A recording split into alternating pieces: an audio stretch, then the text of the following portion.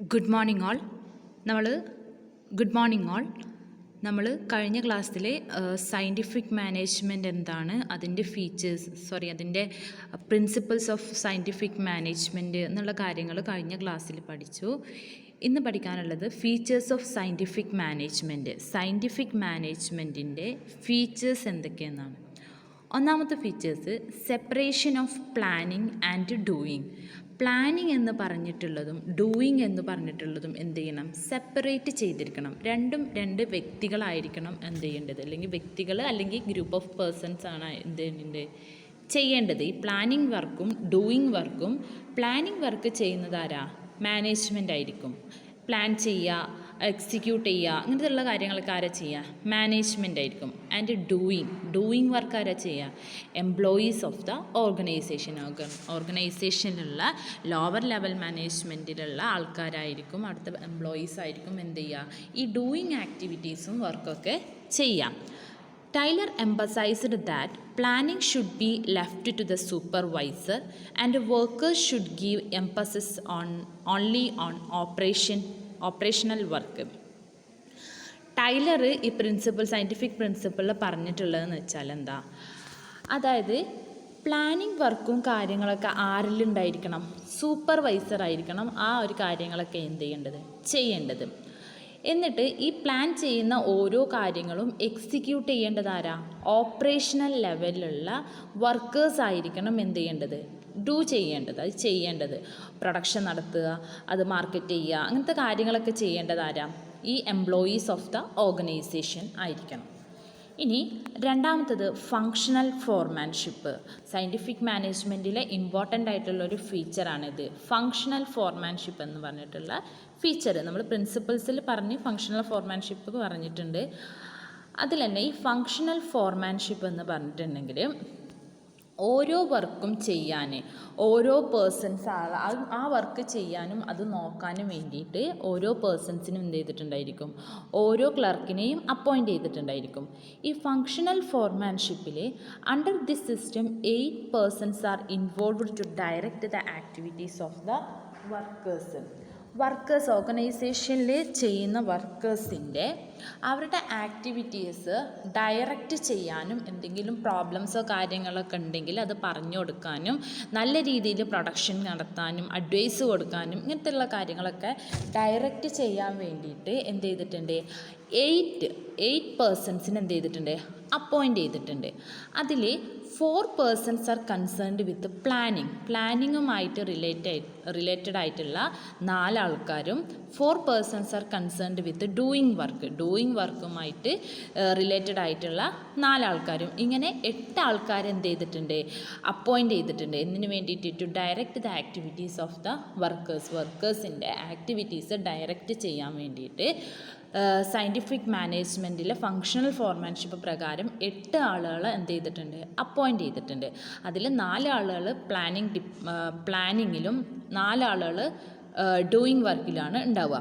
അതിൽ പ്ലാനിങ് വർക്കിൽ കൺസേൺ ആയിട്ടുള്ള 4 പേഴ്സൺസ് എന്ന് പറയുന്നത് route clerk, instruction card clerk, time and cost clerk, ഡിസിപ്ലിനേറിയം.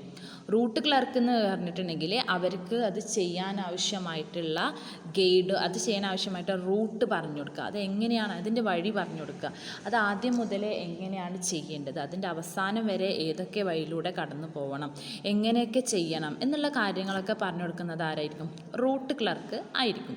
Then instruction card clerk, അതായത് എംപ്ലോയീസിന് എന്തെങ്കിലും ഇൻസ്ട്രക്ഷൻസും കാര്യങ്ങളൊക്കെ വേണമെന്നുണ്ടെങ്കിൽ അതിപ്പോൾ അവർക്ക് അറിയില്ല, അതെങ്ങനെ ചെയ്യലെന്ന് അറിയില്ല. അപ്പോൾ ആ മെഷീൻ, ഫോർ എക്സാമ്പിൾ പറയുകയാണെങ്കിൽ ഒരു മെഷീൻ ഇപ്പോൾ എങ്ങനെ അവർക്ക് പ്രവർത്തിപ്പിക്കലെന്ന് അറിയില്ല. അപ്പോൾ അവർക്ക് എന്ത് ചെയ്യുക, ഇൻസ്ട്രക്ഷൻ കൊടുക്കുക. അല്ലെങ്കിൽ അവരുടെ പ്രൊഡക്ഷനിലുള്ള വേസ്റ്റേജും സംഭവങ്ങളൊക്കെ കൂടി വരുമ്പോൾ അവർക്ക് ഇൻസ്ട്രക്ഷൻ കൊടുക്കുക. അങ്ങനെയല്ല അത് ചെയ്യൽ, ഇങ്ങനെ ചെയ്താൽ കൂടുതൽ പ്രോഫിറ്റ് ഉണ്ടാവും, അല്ലെങ്കിൽ കൂടുതൽ പ്രൊഡക്ഷൻ ഉണ്ടാവും എന്ന് പറഞ്ഞിട്ടുള്ള ഓരോ ഇൻസ്ട്രക്ഷനും ആർക്ക് കൊടുക്കുക, വർക്കേഴ്സിന്. അതിലാര് വരും, ഇൻസ്ട്രക്ഷൻ കാർഡ് ക്ലർക്കായിരിക്കും ഇങ്ങനത്തെ ഇൻസ്ട്രക്ഷൻസും കാര്യങ്ങളൊക്കെ ആർക്ക് കൊടുക്കുക, വർക്കേഴ്സിന് കൊടുക്കുക. ഇനി ടൈം ആൻഡ് കോസ്റ്റ് ക്ലർക്ക്. ഈ ക്ലർക്ക് മെയിനായിട്ടുള്ളത് എംപ്ലോയീസ് അവരുടെ ജോലി ചെയ്യാനെടുക്കുന്ന ടൈമും അതിനെടുക്കുന്ന കോസ്റ്റും ഇങ്ങനത്തെയുള്ള കാര്യങ്ങളൊക്കെ നോക്കാൻ വേണ്ടിയിട്ടായിരിക്കും time and cost clerk. Time അവരെത്ര വർക്ക് ചെയ്യാൻ എത്ര ടൈം എടുത്ത്, അവർ ഇൻ്റർവെല്ലിൽ അവർക്ക് ലഞ്ച് ടൈം അങ്ങനത്തെ കാര്യങ്ങൾ അവരെത്ര ടൈം എടുത്ത്, അവരെത്ര പ്രൊഡക്ഷൻ നടത്തി, ആ പ്രൊഡക്ഷൻ എത്ര കോസ്റ്റ് ഉണ്ടായി, എത്ര വേസ്റ്റേജ് ഉണ്ടായി, എങ്ങനെ ഏത് കോസ്റ്റ് ഉപയോഗിച്ചിട്ടാണ് അവർ പ്രൊഡക്ഷൻ നടത്തി എന്നുള്ള കാര്യങ്ങളൊക്കെ നോക്കുന്നത് ആരായിരിക്കും?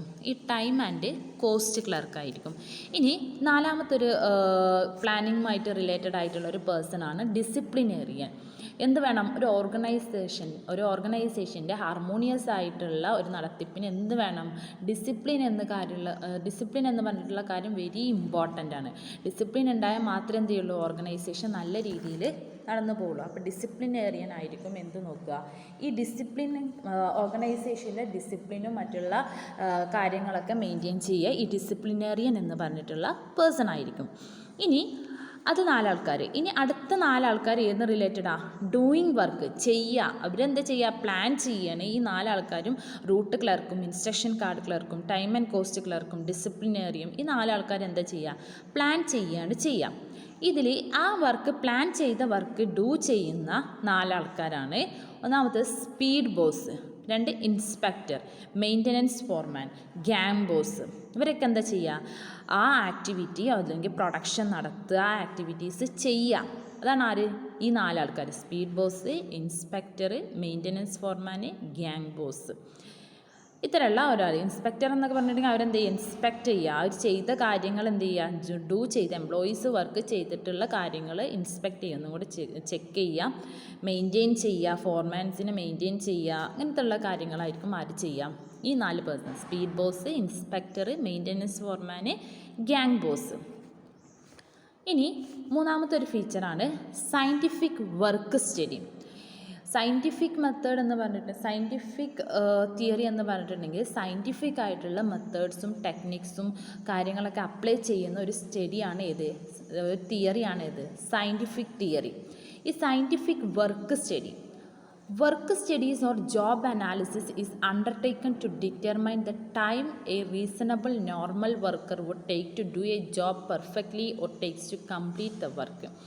ഈ വർക്ക് സ്റ്റഡി എന്നതുകൊണ്ട് ഉദ്ദേശിക്കുന്നത് ആ ഒരു ഓർഗനൈസേഷനിലെ എംപ്ലോയീസ് വർക്ക് ചെയ്യാനെടുക്കുന്ന നോർമലായിട്ട് വർക്ക് ചെയ്യാനെടുക്കുന്ന ടൈം നോക്കുക.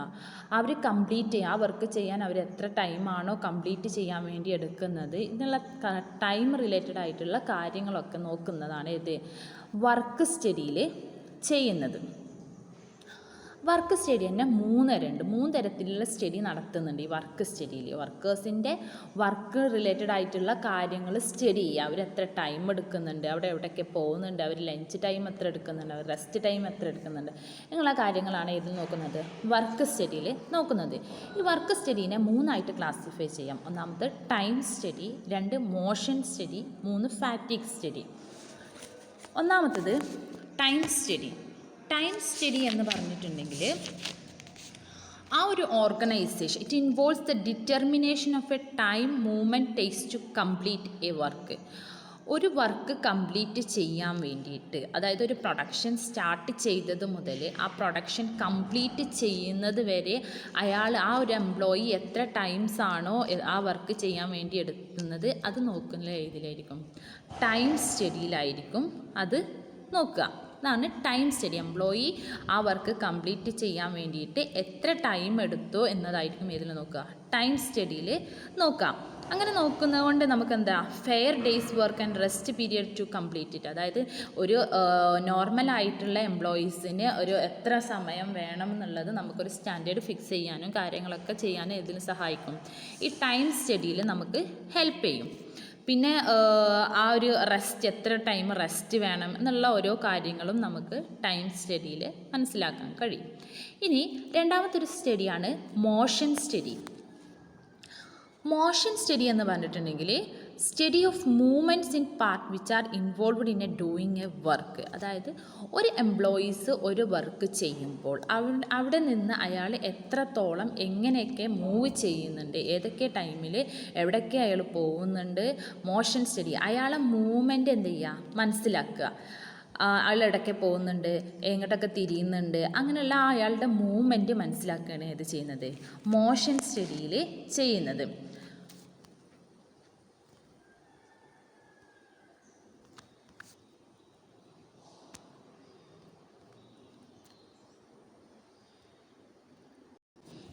ഈ മോഷൻ സ്റ്റഡി നടത്തുന്നതുകൊണ്ടുള്ള മെയിൻ ഒബ്ജക്റ്റ് എന്താണെന്ന് വെച്ചാൽ to eliminate unnecessary and wasteful movements. Unnecessary ആയ, അതായത് ആ എംപ്ലോയീസിൻ്റെ അൺനെസസറി ആയിട്ടുള്ള മൂവ്മെൻറ്റ്സും വേസ്റ്റ്ഫുൾ ആയിട്ടുള്ള മൂവ്മെൻറ്റ്സ് ഒക്കെ എന്ത് ചെയ്യാൻ പറ്റും, നമുക്ക് അവോയ്ഡ് ചെയ്യാൻ പറ്റും. ഫോർ എക്സാമ്പിൾ, ഇപ്പോൾ ചില എംപ്ലോയീസ് ഉണ്ടായിരിക്കും ഒരു 3 വട്ടമൊക്കെ എന്ത് ചെയ്യുക, പുറത്ത് പോവുക, പല ആവശ്യങ്ങൾക്കും വേണ്ടിയിട്ട് പോവുക, വെറുതെ പുറത്ത് പോവുക. അപ്പോൾ എന്ത് ചെയ്യണം, ഒരു പ്രൊഡക്ഷൻ അവിടെ ഡിലേ ആവുകയാണ്, അവർക്ക് വേസ്റ്റേജ് ഓഫ് ടൈം ഉണ്ടായിക്കൊണ്ടിരിക്കുകയാണ്, അവിടെ പ്രൊഡക്ഷൻ എന്ത് ചെയ്യുന്നില്ല, നടക്കുന്നില്ല. അങ്ങനെ നമുക്കുള്ള വേസ്റ്റ്ഫുൾ മൂവ്മെൻറ്റ്സും എലിമിനേറ്റ് ചെയ്യാൻ പറ്റും. അൺനെസസറി ആയിട്ടുള്ള മൂവ്മെൻറ്റ്സ് ഒക്കെ എന്ത് ചെയ്യാൻ പറ്റും, ഈ ഒരു മോഷൻ സ്റ്റഡി നടത്തുന്നത് വഴി നമുക്ക് എന്ത് ചെയ്യാൻ പറ്റും, എലിമിനേറ്റ് ചെയ്യാൻ പറ്റും. ഇനി മൂന്നാമത്തെ ഒരു സ്റ്റഡിയാണ് fatigue study. It shows the amount and frequency of rest required for completing a work. ഒരു വർക്ക് ചെയ്യാൻ വേണ്ടിയിട്ട് അയാൾ എത്ര it shows the amount and frequency of rest. ഒരു വർക്ക് ചെയ്യുമ്പോൾ അയാൾ എത്ര ടൈം റെസ്റ്റ് ചെയ്യുന്നുണ്ടോ, ആ റെസ്റ്റ് ചെയ്യൽ നോക്കുകയാണ് ഏതിൽ ചെയ്യുന്നത്, ഈ ഫാറ്റിഗ് സ്റ്റഡിയിൽ നമ്മൾ ചെയ്യുന്നത്. അയാൾക്ക് ഒരു ജോബ് കംപ്ലീറ്റ് ചെയ്യാൻ വേണ്ടിയിട്ട് അയാൾക്ക് എത്ര ടൈം വേണം, പിന്നെ അത് ടൈം സ്റ്റഡിയിൽ നോക്കും. അതിന് അയാൾക്ക് എത്ര റെസ്റ്റ് വേണം, എത്രയൊക്കെ റെസ്റ്റ് അയാൾക്ക് കൊടുക്കേണ്ടത്, അപ്പോൾ ലഞ്ച് ബ്രേക്ക്, പിന്നെ മോർണിംഗിലുള്ള ടീ ബ്രേക്ക്, അങ്ങനത്തെ കാര്യങ്ങൾ, ഈവനിങ്ങിലുള്ള ബ്രേക്ക്, അങ്ങനത്തെ ഓരോ ബ്രേക്കും കൊടുത്തിട്ട് അത് സ്റ്റഡി ചെയ്യുന്നതാണ് ഏത്, ഫാറ്റിഗ് സ്റ്റഡി എന്ന് പറഞ്ഞിട്ടുള്ളത്. ഇനി നാലാമത്തെ ഒരു ഫീച്ചറാണ് സ്റ്റാൻഡേർഡൈസേഷൻ. സ്റ്റാൻഡേർഡൈസേഷൻ എന്ന് പറഞ്ഞിട്ടുണ്ടെങ്കിൽ respect of tools and equipment. Standards are set up in respect of tools and equipments, period of work, working conditions, quality of raw material, use of standard instruments, standard raw materials, maintaining good working conditions and proper work periods with sufficient rest time will add production capacity. അതായത് ഓരോ കാര്യങ്ങൾക്കും എന്ത് ചെയ്യും, standard fix ചെയ്യും. Tools and എക്യുപ്മെൻറ്റിൽ, period of വർക്കിൽ, working condition, period of വർക്കൊക്കെ പറഞ്ഞിട്ടുണ്ടെങ്കിൽ ഇത്ര 21 ഡേയ്സിൻ്റെ ഉള്ളിൽ എന്ത് ചെയ്യണം, ആ പ്രൊഡക്ഷൻ കംപ്ലീറ്റ് ചെയ്യണം എന്നുള്ളൊരു സ്റ്റാൻഡേർഡ് ഫിക്സ് ചെയ്യും. പിന്നെ റോ മെറ്റീരിയലിൽ നിന്നുണ്ടായിരിക്കേണ്ട മിനിമം ക്വാളിറ്റി അത് സ്റ്റാൻഡേർഡായിട്ട് ഫിക്സ് ചെയ്യും. അങ്ങനെ ഓരോ കാര്യങ്ങളും സ്റ്റാൻഡേർഡായിട്ട് എന്ത് ചെയ്യും, ഫിക്സ് ചെയ്യും. ഇങ്ങനെ സ്റ്റാൻഡേർഡായിട്ട് ഫിക്സ് ചെയ്യുന്നത് വഴി എന്ത് ചെയ്യാൻ പറ്റും, നമുക്ക് കപ്പാസിറ്റി ഓഫ് വർക്കേഴ്സ് മാനേജ്മെൻറ്റിൻ്റെ എന്ത് ചെയ്യാൻ പറ്റും, നമുക്ക് ഇൻക്രീസ് ചെയ്യാൻ പറ്റും. ഇപ്പോൾ ഫോർ എക്സാമ്പിൾ പറയുമെങ്കിൽ 21 ഡേയ്സിൻ്റെ ഉള്ളിൽ പ്രൊഡക്ഷൻ കംപ്ലീറ്റ് ചെയ്യണം എന്നൊരു സ്റ്റാൻഡേർഡ് എവിടെ വെച്ച്, ഓർഗനൈസേഷനിൽ 21 ഡേയ്സ് എന്ന് സ്റ്റാൻഡേർഡായിട്ട് വെച്ച്. അപ്പോൾ എന്ത് ചെയ്യും, എംപ്ലോയീസ് മാക്സിമം 21 ഡേയ്സിൻ്റെ ഉള്ളിൽ എന്ത് ചെയ്യും, ആ പ്രൊഡക്ഷൻ കംപ്ലീറ്റ് ചെയ്തിരിക്കണം. അപ്പോൾ എന്ത് ചെയ്യും, അടുത്ത പ്രൊഡക്ഷൻ വീണ്ടും ആ 21 ഡേയ്സ് കഴിഞ്ഞിട്ട് പിന്നെയും സ്റ്റാർട്ട് ചെയ്യാം. അങ്ങനെ പ്രൊഡക്ഷൻ എന്ത് ചെയ്യാൻ പറ്റും, നമുക്ക് മാക്സിമൈസ് ചെയ്യാൻ പറ്റും. അടുത്തത് scientific selection and training of workers. ഇതൊക്കെ എന്താ പറഞ്ഞത്, ഇതൊക്കെ പ്രിൻസിപ്പിൾ ഓഫ് മാനേജ്മെൻറ്റ് സയൻറ്റിഫിക് മാനേജ്മെൻറ്റിൽ പറഞ്ഞതാണ്, ഒന്നുകൂടെ റിപ്പീറ്റ് ചെയ്യുന്നില്ല. Scientific selection and training of workers എന്ന് പറഞ്ഞത് വർക്കേഴ്സിനെ എന്ത് ചെയ്യുമ്പോൾ, സെലക്ട് ചെയ്യുമ്പോഴും ട്രെയിൻ ചെയ്യുമ്പോഴും സയൻറ്റിഫിക് രീതിയിൽ സയൻറ്റിഫിക് ആയിട്ടുള്ള മെത്തേഡ്സും ടെക്നിക്സും നോളജും ഉപയോഗിച്ചിട്ടായിരിക്കണം എന്ത് ചെയ്യേണ്ടത്, സെലക്ട് ചെയ്യേണ്ടതും ട്രെയിനിങ് അവർക്ക് കൊടുക്കേണ്ടതും. ടൈലർ പറഞ്ഞ പ്രിൻസിപ്പൽ പ്രകാരം എന്താ, ഇതിൽ ട്രെയിനിങ് അയാൾക്ക് ആ ജോബ് അയാൾ ചെയ്യുന്നതിന് മുമ്പേ എന്ത് ചെയ്തിരിക്കണം, ട്രെയിനിങ് കൊടുത്തിരിക്കണം. അതാണ് scientific selection and training of workers. Then അടുത്തത് ഫിനാൻഷ്യൽ ഇൻസെൻറ്റീവ്സിൽ പറഞ്ഞ എന്താ, ഒരു എംപ്ലോയീസിൻ്റെ ഏറ്റവും കൂടുതൽ ആ ഓർഗനൈസേഷന് വർക്ക് ചെയ്യാനുള്ള അയാളെ മോട്ടീവ്സ് എന്ന് പറയുന്നത് ഇൻസെൻറ്റീവ്സ്, ഫിനാൻഷ്യൽ ആയിട്ടുള്ള ഇൻസെൻറ്റീവ്സ് കിട്ടുന്നത് കൊണ്ടാണ് എന്ത് ചെയ്യുന്നത്, അയാൾ ഓർഗനൈസേഷനിൽ വർക്ക് ചെയ്യുന്നത്. അപ്പോൾ അയാളുടെ പ്രൊഡക്ഷൻ മാക്സിമം കൂട്ടുന്നതിനനുസരിച്ച് അയാളുടെ ഇൻസെൻറ്റീവ്സും എന്ത് ചെയ്യണം, കൂട്ടണം. അയാൾ കൂടുതൽ പ്രൊഡ്യൂസ് ചെയ്യുമ്പോൾ അയാൾക്ക് കൂടുതലായിട്ടുള്ള ഇൻസെൻറ്റീവ്സ് കൊടുക്കണം, ഒരു സ്റ്റാൻഡേർഡ് ഫിക്സ് ചെയ്യണം. ആ സ്റ്റാൻഡേർഡിൽ കൂടുതൽ പ്രൊഡ്യൂസ് ചെയ്യുമ്പോൾ കൂടുതൽ ഇൻസെൻറ്റീവ്സ് കൊടുക്കണം, ആ സ്റ്റാൻഡേർഡിൽ കുറവ് പ്രൊഡ്യൂസ് ചെയ്യുമ്പോൾ കുറവായിട്ടുള്ള ഇൻസെൻറ്റീവ്സും കൊടുക്കണം. അത് എംപ്ലോയീസിനെ പ്രൊഡക്ഷനിൽ മോട്ടിവേറ്റ് ചെയ്യാനുള്ള ഏറ്റവും വലിയൊരു കാര്യമാണിത്, ഫിനാൻഷ്യൽ ഇൻസെൻറ്റീവ്സ് എന്ന് പറഞ്ഞിട്ടുള്ളത്. ഇനി മെൻ്റൽ റെവല്യൂഷൻ എന്ന് പറഞ്ഞ്, അതായത് ഫയോൾസിൻ്റെ പ്രിൻസിപ്പിളിലെ ലാസ്റ്റ് പ്രിൻസിപ്പിളാണ് ഇത്, മെൻ്റൽ റെവല്യൂഷനിൽ പറയുന്നത് promote team work and hard work. എന്ത് ചെയ്യണം, മെൻ്റൽ റെവല്യൂഷനിൽ ടീം വർക്കും മ്യൂച്വൽ വർക്കും എന്ത് ചെയ്യണം, പ്രൊമോട്ട് ചെയ്യണം. ഇപ്പോൾ എന്തെങ്കിലും ഒരു പ്രോബ്ലം അല്ലെങ്കിൽ ഒരു കോൺഫ്ലിക്റ്റ് എന്ത് ചെയ്ത് ആ ഓർഗനൈസേഷനിൽ ഉണ്ടായി, ആ സമയത്ത് എന്ത് ചെയ്യണം, മ്യൂച്വലായിട്ട് അവിടെയുള്ള എല്ലാവരും കൂടി ചേർന്നിട്ട് മ്യൂച്വൽ അണ്ടർസ്റ്റാൻഡിങ് വഴി എന്ത് ചെയ്യണം, ആ പ്രോബ്ലം എന്ത് ചെയ്യണം, സോൾവ് ചെയ്യണം. അല്ലാതെ ഇപ്പോൾ ഒരു പെർട്ടിക്കുലർ പേഴ്സൺ മാത്രം എന്ത് ചെയ്തു ആ ഒരു പ്രശ്നത്തിൽ സൊല്യൂഷൻ കണ്ടെത്തി, അപ്പോൾ എന്ത് ചെയ്യില്ല, മറ്റുള്ള എംപ്ലോയീസ് അല്ലെങ്കിൽ മറ്റുള്ള ആൾക്കാർക്ക് എന്ത് ചെയ്യാൻ പറ്റില്ല, അത് ആക്സെപ്റ്റ് ചെയ്യാൻ പറ്റില്ല. അപ്പോൾ ആ ഓർഗനൈസേഷനിലെ എല്ലാവരും കൂടി ചേർന്ന് ഒരു മ്യൂച്വൽ അണ്ടർസ്റ്റാൻഡിങ്ങിൽ എത്തിയിട്ട് വേണം എന്ത് ചെയ്യേണ്ടത്, ആ പ്രോബ്ലം സോൾവ് ചെയ്യേണ്ടത്. അതാണ് ഇതിൽ പറഞ്ഞത് മെൻ്റൽ റെവല്യൂഷൻ. അപ്പോൾ ഫീച്ചേഴ്സ് ഓഫ് സയൻറ്റിഫിക് മാനേജ്മെൻറ്റിൽ പറഞ്ഞ് separation of planning and doing, എന്ത് ചെയ്യണം, പ്ലാനിങ് ആക്ടിവിറ്റി സുപ്പീരിയറെ ഏൽപ്പിക്കണം, ഡൂയിങ് ആക്ടിവിറ്റി വർക്കേഴ്സിന് ഓപ്പറേഷൻ ലെവലിലെ വർക്കേഴ്സിനെ ഏൽപ്പിക്കണം. ദെൻ ഫങ്ഷണൽ ഫോർമാൻഷിപ്പിൽ 8 ആൾക്കാരെ അപ്പോയിൻറ്റ് ചെയ്തിട്ടുണ്ട്. അതിൽ 4 ആൾക്കാർ പ്ലാനിങ് ഡിപ്പാർട്ട്മെൻറ്റായിട്ടും 4 ആൾക്കാർ ഡൂയിങ് വർക്കുമായിട്ട് റിലേറ്റഡ് ആയിരിക്കും. പ്ലാനിങ്ങിലുള്ളത് route clerk, instruction card clerk, time and cost clerk, disciplinarian. ഡൂയിങ്ങിലുള്ളത് sweet boss, inspector, maintenance foreman, gang boss. Then scientific work study 3 ആയിട്ട് ക്ലാസിഫൈ ചെയ്തിട്ടുണ്ട്. ടൈം സ്റ്റഡിയിൽ എംപ്ലോയീസ് ആ ജോബ് കംപ്ലീറ്റ് ചെയ്യാൻ വേണ്ടി എടുക്കുന്ന ടൈമിനെ കുറിച്ച് പഠിക്കുക. ദെൻ മോഷൻ സ്റ്റഡി എന്ന് പറഞ്ഞാൽ എംപ്ലോയീസിൻ്റെ ആ ഓർഗനൈസേഷനിലെ മൂവ്മെൻറ്റ്സിനെ കുറിച്ച് പഠിക്കുക. ഫാറ്റിക് സ്റ്റഡി എന്ന് പറയുന്നത് ആ എംപ്ലോയീസിൻ്റെ റെസ്റ്റ് ടൈമിനെ കുറിച്ച് പഠിക്കാം. ഇനി സ്റ്റാൻഡർഡൈസേഷൻ പറഞ്ഞ് scientific selection and training of workers, financial incentives, mental revolution.